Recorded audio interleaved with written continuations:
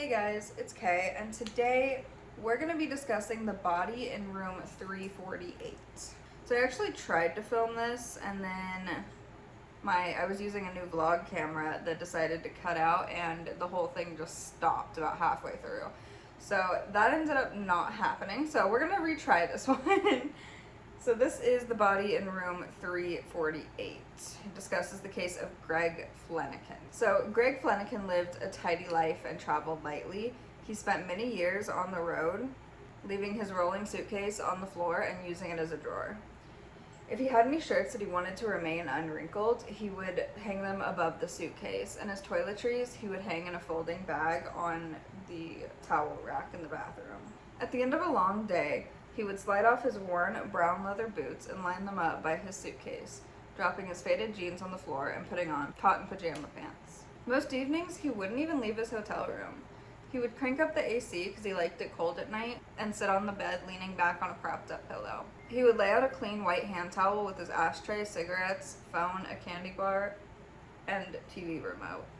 He would smoke and eat candy bits while watching TV. This is where Greg was on the evening of Wednesday, September 15th, 2010. He was in room 348 of the MCM Elegant Hotel in Beaumont, Texas, lounging, smoking, and eating a Reese's Crispy Crunchy bar, sipping a root beer, and watching Iron Man 2. He would miss the ending of his movie, however. Greg was used to solitary nights. As a young man, he worked on an ocean vessel and would spend months at sea. Also, if you hear that jingling in the background, my cat currently has zoomies, so just a fair warning. In his middle age, he reinvented himself as a landman in South Texas, using the exploitation of mineral rights on private property for gas and oil companies. He partnered with his brother Michael in a thriving oil land leasing business based in a small city east of Houston. Every Monday morning, he made a 2-hour drive in his pickup from Lafayette, Louisiana, through farmland to ConocoPhillips refinery at Lake Charles, a forest of piping giant tanks and towering chimneys. This hotel was just outside of Beaumont. His company would rent him a room in the cabana wing that wrapped around a swimming pool framed by potted plants. That Wednesday night, Greg got an email from his wife Susie while watching his movie. Susie was using a computer program to file for tax extension, and after reporting her progress around 7 p.m., Greg would write back, "You're doing good, babe." Amid the loud fake violence toward the end of his film, Greg was struck from nowhere with a shattering blow. A blow so violent that it would blind with pain. He got off the bed and moved toward the door before he fell. He was likely dead by the time his face hit the rug. The next morning, Susie called Greg's office. They usually spoke every morning, but he hadn't called her that morning and wasn't answering his phone. When he didn't turn up at the office, 2 of his coworkers drove to the hotel and knocked at room 348. And when Greg didn't answer, they had the hotel manager open the door. They called an ambulance upon discovering Greg dead on the rug. Detective Scott Apple would show up an hour later, noting no sign of a break-in. Nothing disturbed in the room and no blood or obvious wounds on Greg. Greg's wallet was in the back of his jeans with money still in it, so this clearly wasn't a robbery either. Those in nearby rooms would report hearing nothing the night before. Detective Apple would tell the neighbors that it was probably natural causes. He looked around Greg's bags looking for any medications that could have led to his collapse, but would find none. Susie would later tell the detective that Greg never went to a doctor, that he was a stubbornly independent man. Susie would accept that sudden death had probably just caught up with her husband. Police saw Greg's death as routine, finding nothing out of the ordinary. A photographer snapped pictures to make record of the scene, and the body would be sent to Jefferson County Medical Examiner for an autopsy. Dr. Tommy Brown would be the medical examiner in this case. The only marker Dr. Brown would find on Greg's body was an 11-inch abrasion on his left cheek, which he obtained when his face hit the rug. He also had a 1/2-inch laceration on his scrotum. It was swollen and discolored and had fluid around it. He also had bruising through to his hip. Dr. Brown thought something had to have hit him hard.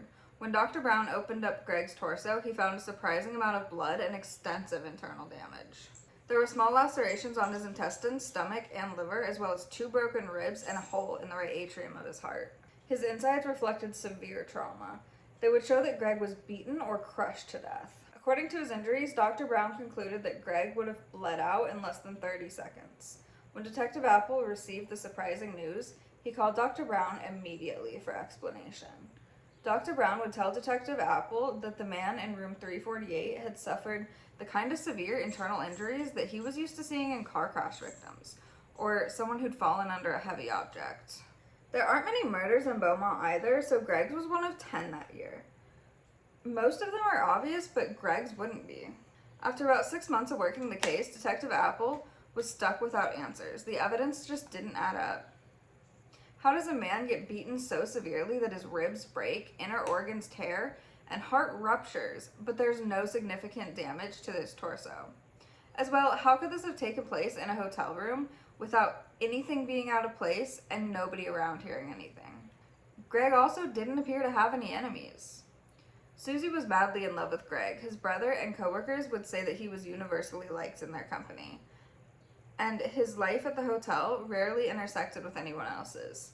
He would go to his room early in the evening and remain there by himself until morning.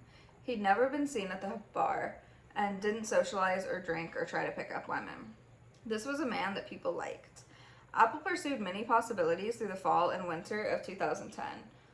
While trying to cook prepackaged popcorn on the evening of his death, Greg blew an electrical circuit which affected the room next to him as well as the one directly underneath him.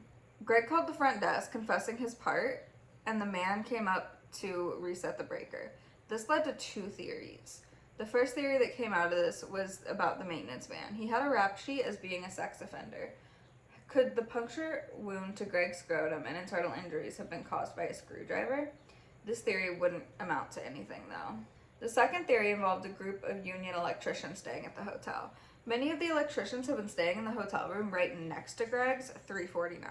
At night, the men often assembled in one another's rooms to drink. Perhaps they were partying in room 349 when the electricity went out. One of the men could have knocked on Greg's door and, drunk and annoyed, assaulted him in the hallway. Could Greg have returned to his room after and then collapsed? Some of the electricians were questioned the day Greg's body was found, but they stated they had no interaction with him. 9 days after Greg's death, Detective Apple and a colleague returned to question the men again. Apple was wearing a hidden video camera, but the men appeared friendly and curious about the man in room 348.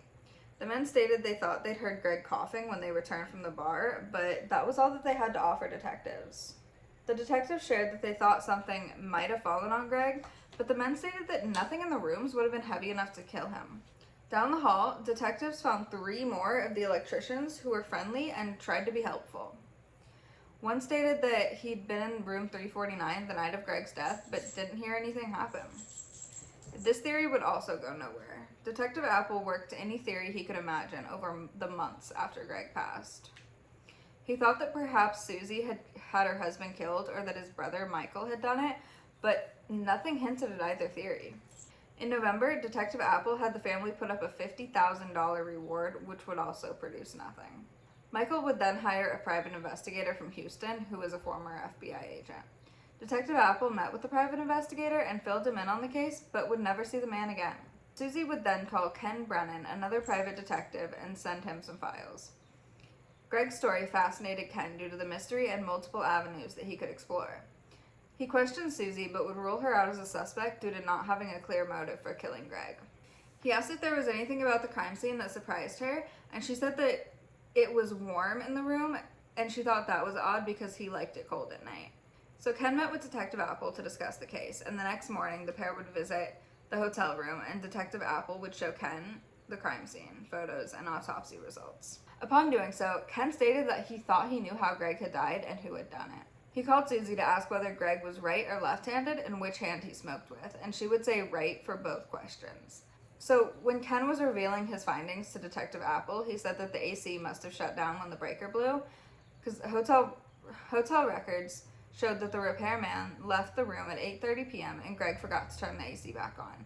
But by the time he would have noticed that it was off, he would have already been dead. The cigarette found at the crime scene indicated that Greg had been beaten elsewhere and then returned to room 348. He thought that there was no way Greg's attackers, after returning to the room, would have added a lit cigarette, between his fingers underneath his body. It was also unlikely that Greg would have the time to return to the room after being beaten and had time to light the cigarette. The cigarette was also found in Greg's left hand, but he smoked with his right. Ken determined that Greg had gotten up, walked to the door, shifting the cigarette to his left hand to open the door. The evidence did not suggest that Greg could have been beaten to death in his room. However, he would have died very quickly after sustaining the wounds. Ken thought it had to be the electricians next door. He suggested that they had been drunk when the power went out, confronted Greg in the doorway, exchanged words, and kicked him to death right there. Ken suggested that if they'd been drinking, they likely talked about the incident, so one of their men or close friends should know about it. Ken went to discuss this theory with Dr. Brown, the medical examiner, who confirmed the injuries could have been made if the assailant was wearing steel-toe boots, and the electricians next door wore construction boots. Ken asked Detective Apple to start interviewing the men who worked with the electricians prior summer. He went home to inspect the hotel surveillance footage. There was nothing obviously suspicious in the footage. Ken returned to the Beaumont in late May, and he and Detective Apple went to interview some of the electrician workers who had not been interviewed yet. By this time, the electricians had been gone for about 7 months. The interviews with their coworkers would reveal nothing usable. Most of them had heard about the man in 348 dying, but had no clue what had happened to him. However, one of the crew foremen, a man named Aaron, stated that he heard something about a gun going off at a boarding house. Detective Apple tried to correct him, stating that this was a different case, but Ken stated that they should re-examine the crime scene for a bullet. He was now convinced that a gun was involved, but they didn't find a bullet. As they were about to give up searching, Ken noticed an indent in the wall. It was a repair job, presumably from where the handle would hit the wall. However, when he swung the door open, the knob and dent didn't line up. They went to examine the same area in room 349 and found a small hole in the wall that had been patched with dried toothpaste. Ken lined up the hole with his hip and shined a laser through the hole in room 348, where a bullet could have hit Greg from where he'd been sitting watching his movie. He was convinced that Greg had been shot, but Dr. Brown wasn't. He hadn't seen a bullet wound when examining Greg's body. Since Greg's body had been cremated, they also couldn't exhume the body to look for a gunshot wound. Upon examining the autopsy photos, Ken declared that the hole in Greg's heart was the bullet wound. They called the electricians to discuss with them. The electrician they questioned claimed that they had heard the man next door had died, but were unsure what happened. The detective listened to the full story and then asked what really happened that night and threatened to take him to jail if he didn't tell them. June 1st, 2011, the full story came out and would be corroborated by another of the electricians in the room. This was the scenario. The men had been drinking beer. Mueller asked Pisano, both electricians, to grab some whiskey from his car and to bring his pistol. When Pisano returned, Mueller began playing with the pistol. He pointed it at another electrician who dropped to the floor and cursed at Mueller. He was pointing it in Pisano's direction at the foot of the bed when it went off. Pisano at first thought he had been hit, but turned to see the hole in the wall behind him. Mueller freaked out, bundled up the gun, and took it back to the car. When he came back, Pisano went to his own room, and Mueller and the other electrician went to the bar. The men claimed they hadn't known for sure if anyone was staying in the room next door, room 348, until they heard coughing after midnight when they came back from the bar. When they saw the gurney the next day, they thought that Mueller had killed Greg. The detectives thought the coughing didn't fit, but thought that since they were drunk, they might have heard it the night before and thought it was that night. They asked if anyone knocked on the door to check on Greg, and they replied that they had not. Lance Mueller pled no contest to manslaughter in front of a judge, who gave him 10 years, which is half of what the law allowed. So that's going to do it for our case on Greg Flanagan, the body in room 348. If you like this case, go ahead and leave a like and let me know down below, and go ahead and subscribe so you don't miss any future content. And I will see you guys in the next video.